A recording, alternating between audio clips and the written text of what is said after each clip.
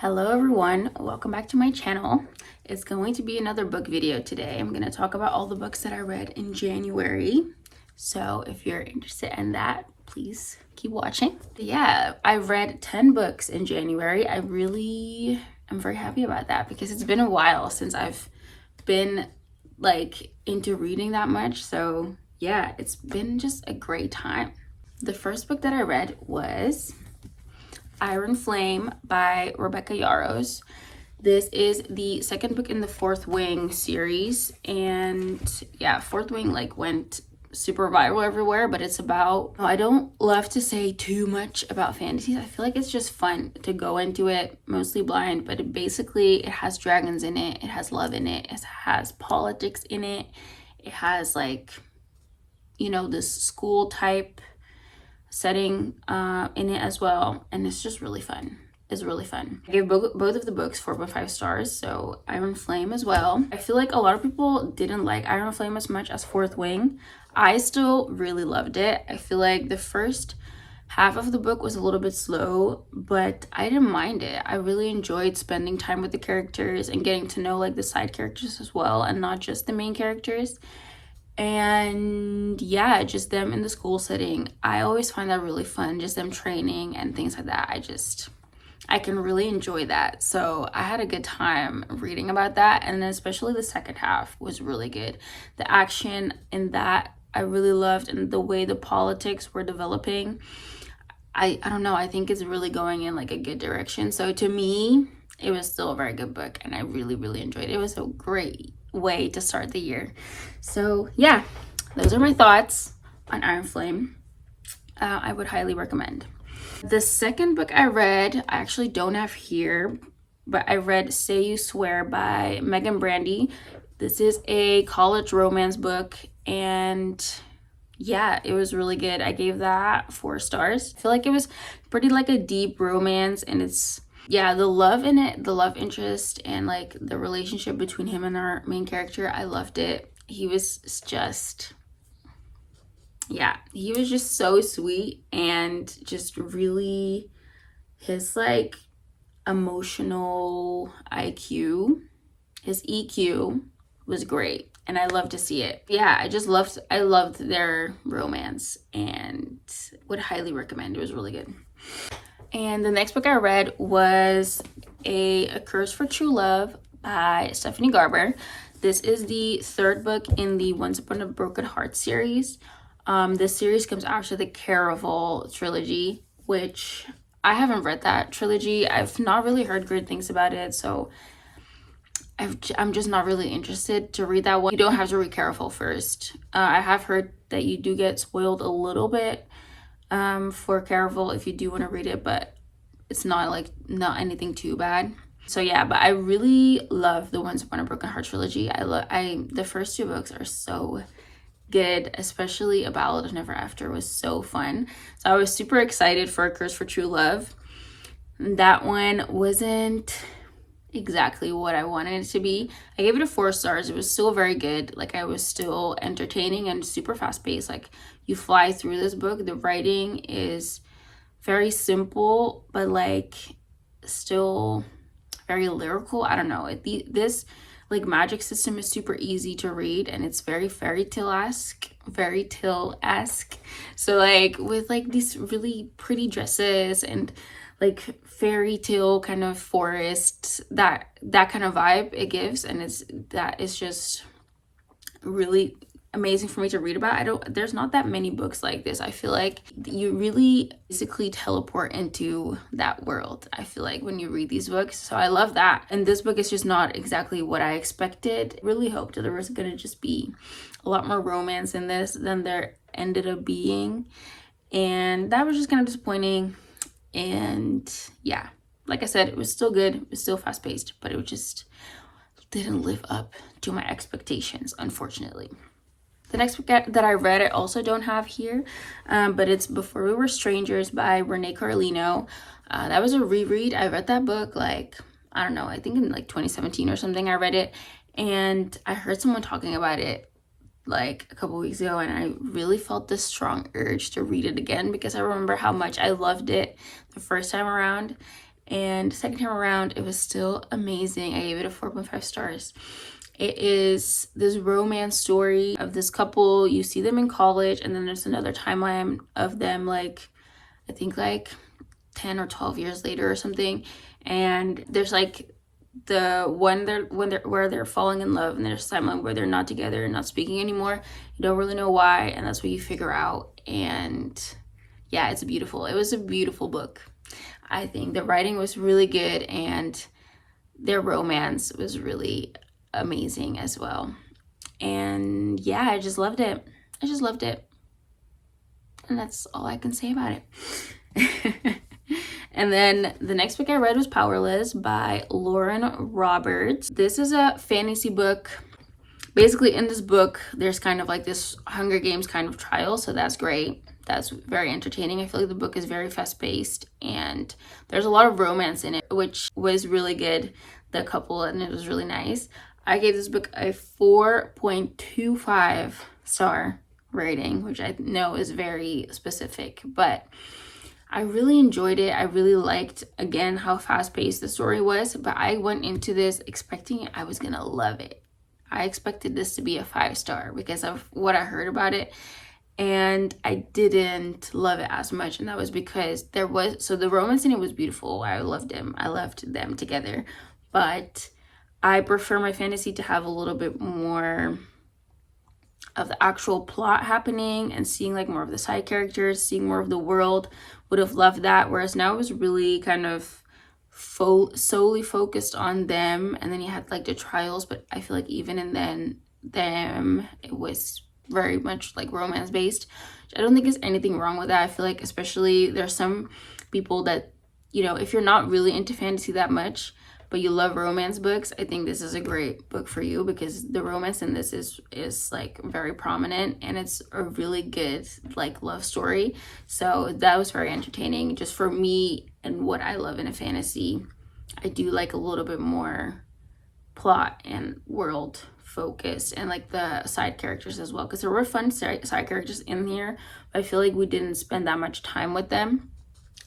And yeah, so a 4-star, but a 4-star feels like too low, especially as well with like how it ended. I really loved it. I really am super excited to read the next book, but any higher than 4.25 also doesn't feel right, so that's why this is my rating.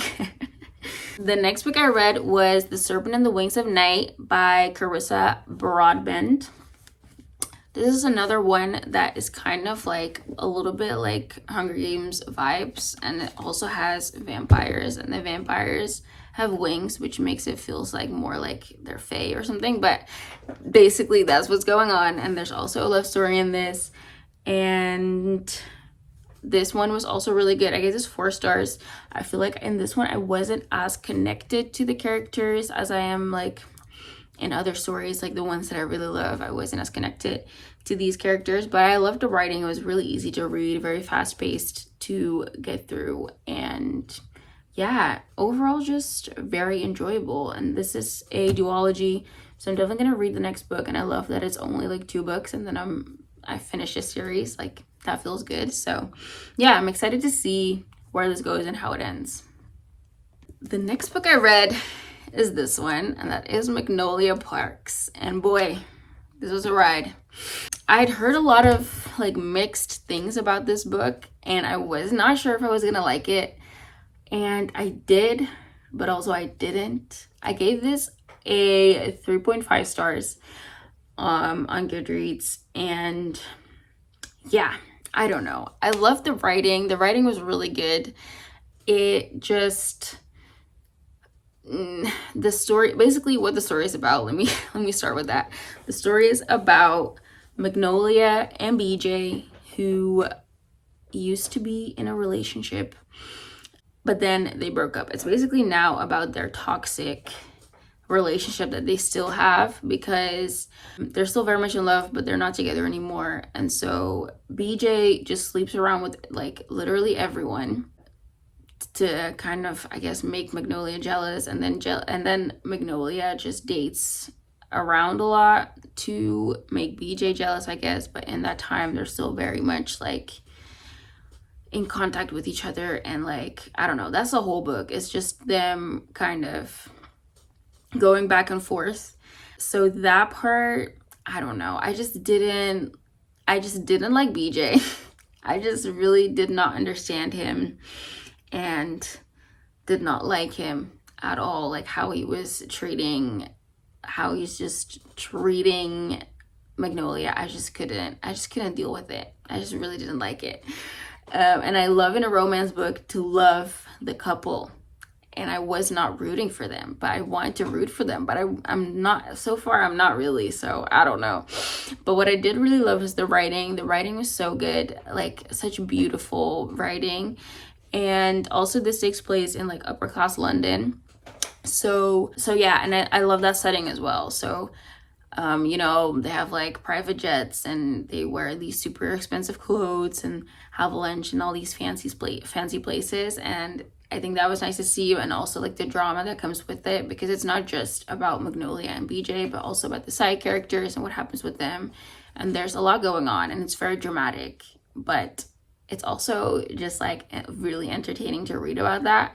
So yeah, and I really have been thinking a lot about the book and the world as well. So that keeps me very much intrigued, and I do really want to read the next books. I'm actually reading the next book right now, which is called Daisy Hates, and that one takes place on the same timeline as Magnolia Parks, but with different characters. And I think that's also an interesting take on like storytelling. So yeah, you know, it's an interesting book. I do think you can love it or you can hate it, because some people really love this, and I understand it, because like I said, the writing is really good. But yeah, the toxicity is also just up through the roof, and if you're not behind that, then it can be a little bit hard to read. And then the next book I read is The 7-Year Slip by Ashley Poston. I loved this book. This is my first 5-star book of the year, and it was just, I just loved it. It was just so good. It's like a romance book, but also not really. Also, it's like fantasy, but also not really. It's a romance book, but with a little bit of a fantasy element, because basically this girl, or this woman, goes to live in her aunt's apartment, and what it does is the apartment like changes time. So sometimes she walks in there and it's 7 years into the past, and she meets this guy, and yeah, the story basically goes from there. But it's not just about that, it's also just about her life, and you know, dealing with things with her job, her career, and dealing with change and grief and all of those things. And yeah, just figuring out what she wants and where she's gonna go. And yeah, I just really loved it. I think the writing was so good. A lot of people, well, from what I've heard, some people have described this as like more of a literary fiction, but with romance as a subplot, and I do think that kind of makes sense. So the romance in this is not like the main, well, it is a big part of the story, but there's definitely romance books where there's a lot more romance in it. I loved that it wasn't that is not what it was only about. As you can maybe tell, I do love my romance to have a bit more to it, have a bit more substance and deepness to it. And I think this book had that. And yeah, I just really love the writing. And yeah, so I really enjoyed this book. It was really good.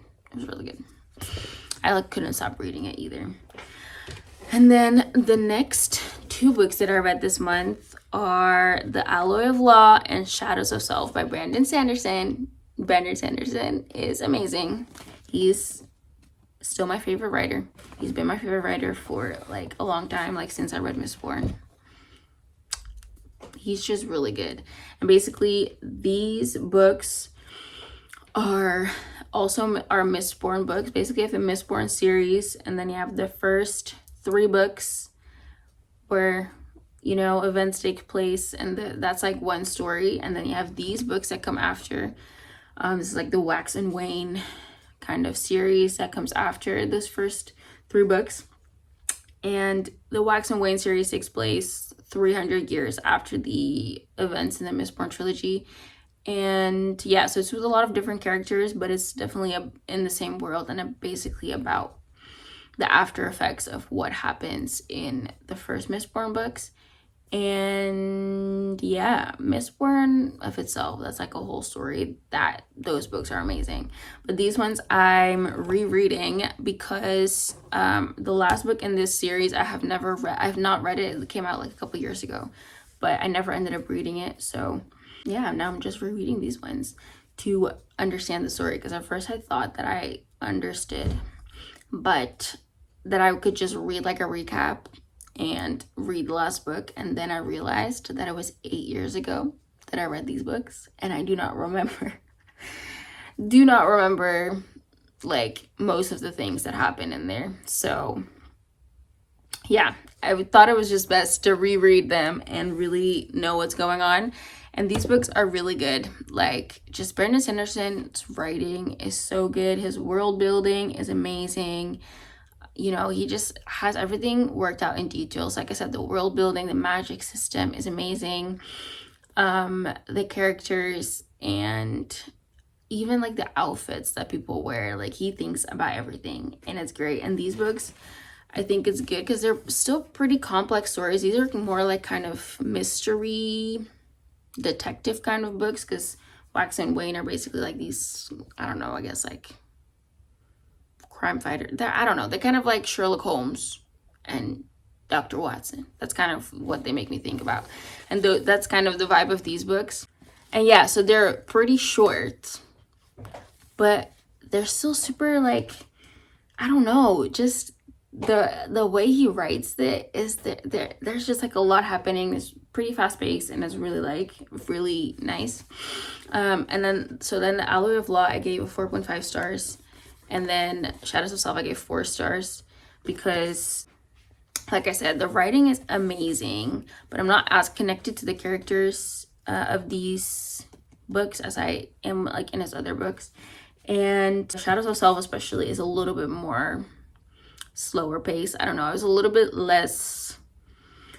more disconnected from like the story in itself, because there's a lot that we're learning in this one, and I just, you know, was still having a good time, but not as good of a time as with his other books. But I do remember the next book, Bands of Mourning, when I read that, I really loved it. So I'm excited to get into that one, and I'm gonna continue that in February, so that should be good. But yeah, basically that's all the books that I read in January. So yeah, that is the end of this video. I hope you enjoyed it. I hope you got some like inspiration for new books to read, or that you found some common ground with what I was thinking. And yeah, if you like this video, please give it a like and subscribe, because I would really appreciate it. And I will see you again in my next video. Bye.